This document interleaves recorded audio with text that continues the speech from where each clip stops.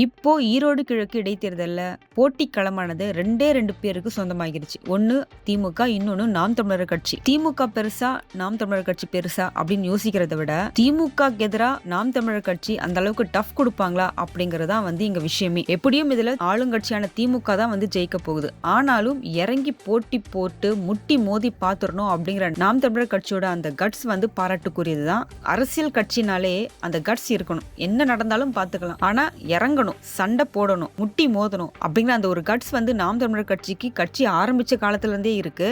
இது வரைக்கும் அந்த கட்சி யாரு கூடவும் கூட்டணி வச்சு போட்டி போட்டதா தெரியல. அதனால என்னமோ ஜெயிச்சாலும் சரி தோத்தாலும் சரி இறங்கி மோதி பாத்திரலாம் அப்படிங்கிற நாம் தமிழர் கட்சியோட அந்த கொள்கை பராட்டுக்குரியதுதான். ஈரோடு கிழக்கு இடைத்தேர்தல்ல திமுக சார்பில் சந்திரகுமார் களமிறங்க போறதா ஏற்கனவே அவங்க சொல்லிட்டாங்க. இப்போ நாம் தமிழர் கட்சியோட வேட்பாளர் யார் அப்படிங்கறத சீமான் பொங்கல் என்று அறிவிக்கிறதா சொல்லியிருந்தாரு. அதுக்கேற்ற மாதிரி நேற்று அறிவிச்சிட்டார். இது தொடர்பா நாம் தமிழர் கட்சியின் ஒருங்கிணைப்பாளர் சீமான் வெளியிட்டுள்ள பதிவில் கூறியிருக்கிறதாவது, வருகின்ற 5/2/2025 அன்று தமிழ்நாட்டில் நடைபெறவிருக்கும் ஈரோடு கிழக்கு சட்டமன்ற தொகுதிக்கான இடைத்தேர்தல்ல நாம் தமிழர் கட்சி சார்பாக என் அன்பு தங்கை மா கி சீதாலட்சுமி, அதாவது இவங்க முதுகலை ஆய்வில் நிறைஞர் MA MPhil அப்படிங்கறத சீமான் நேற்று தெரிவிச்சிருக்காரு. கட்சியின் மாநில, மண்டல, மாவட்ட தொகுதி உள்பட அனைத்து நிலை பொறுப்பாளர்களுக்கும், அனைத்து பாசறைகளின் அனைத்து நிலை பொறுப்பாளர்களுக்கும், நாம் தமிழர் உறவுகளுக்கும் ஈரோடு கிழக்கு சட்டமன்ற இடைத்தேர்தலில் நாம் தமிழர் கட்சியின் வெற்றிக்கு முழு ஒத்துழைப்பை நல்குமாறு அன்போடு கேட்டுக்கொள்ளப்படுகிறார்கள் அப்படின்னு ஒரு பதிவு போட்டு இவங்க தான் வேட்பாளர் அப்படிங்கறத ரிவீல் பண்ணிட்டாரு. யார் இந்த சீதாலட்சுமி? ஈரோடு மாரப்பம் பாளையத்தைச் சேர்ந்த சீதாலட்சுமி MA MPhil படிப்பை முடித்த முதுகலை ஆய்வில் நிறைஞர். 13 வருஷமா ஆசிரியரா பணியாற்றி வந்த இவர் இப்போ கேபிள் டிவி ஆபரேட்டர் உதவியாளரா பணியாற்றிட்டு வர்றாங்க. இவங்களுக்கு நாம் தமிழர் கட்சி சார்பில் இந்த முறை ஈரோடு கிழக்கு இடைத்தேர்தலில் போட்டியிடும் வாய்ப்பு வழங்கப்பட்டிருக்கு. இவங்களோட சொத்து மதிப்பு கிட்டத்தட்ட 1 கோடி அப்படின்னு இருந்திருக்கு. இப்படியும் இவங்க காசு கொடுத்துதான் சீட்டு வாங்கியிருப்பாங்க அப்படிங்கிறது நம்ம கணிப்பா இருந்தாலுமே இவங்களோட பின்னணியை பத்தி அந்த அளவுக்கு ஆராய வேண்டிய அவசியம் இப்ப நமக்கு இல்லை.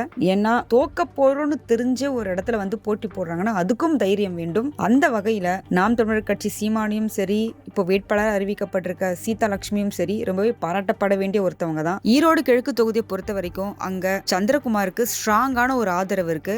சீமானுக்கு ரொம்பவே குறிப்பிட்டு சொல்ல வேண்டிய அந்த நெகட்டிவிட்டி அங்க என்னன்னா, ஈரோடு பெரியார் பிறந்த மண். இவர் பெரியாரை பத்தி எக்குத்தப்பா ஏகப்பட்ட வார்த்தைகளை விட்டு ஆபாசமா பேசி பெரிய கான்ட்ராவர்சிகளுக்கு உள்ளானதுக்கு அப்புறம் அந்த மண்ல போயிட்டு எங்களுக்கு ஓட்டு போடுங்கன்னு எப்படி இவர் வாய்க்குசாம கேட்பாரு. அது ஒரு பிரச்சனை. அட்லீஸ்ட் தேர்தல் முடிகிற வரைக்குமாச்சும் இவர் கொஞ்சம் வாயை வச்சுட்டு சும்மா இருக்கலாம். பேசக்கூடாதெல்லாம் பேசி ஒரு பெரிய ஏழரையை இழுத்து வச்சிருக்காரு. இந்த ஏழரையோட எப்படி அவர் ஈரோட்டு பக்கம் போவாரு?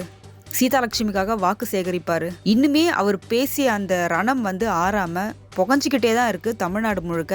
அப்படி இருக்கும் பட்சத்துல இவர் தைரியமா ஈரோடு பக்கம் போவாரா? ஓட்டு கேட்பாரா? அப்படி போய் கேட்டா அந்த பகுதி மக்கள், ஈரோடு மக்கள் இவருக்கு எந்த விதமான பதிலடை திருப்பி கொடுப்பாங்க அப்படிங்கிறது ஒரு மிகப்பெரிய எதிர்பார்ப்பா இருக்கு. எதுவா இருந்தாலும் பொறுத்திருந்து பார்ப்போம்.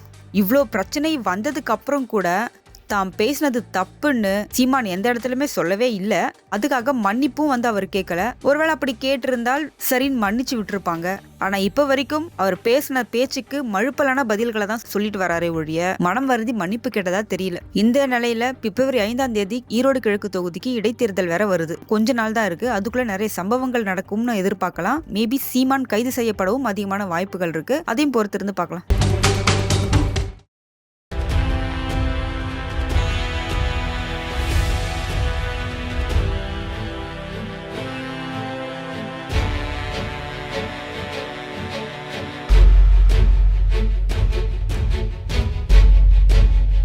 தேசத்தின் நம்பிக்கை மாத இதழ் அப்பா பதிப்பகம் இணைந்து வழங்கும் நேர்மையாளர் சகாயம் IAS அவர்களின் அனுபவ பதிவில் கடைசி தரியில் கண்டாங்கி சேலை இப்போது பரபரப்பாக விற்பனையாகிக் கொண்டிருக்கிறது.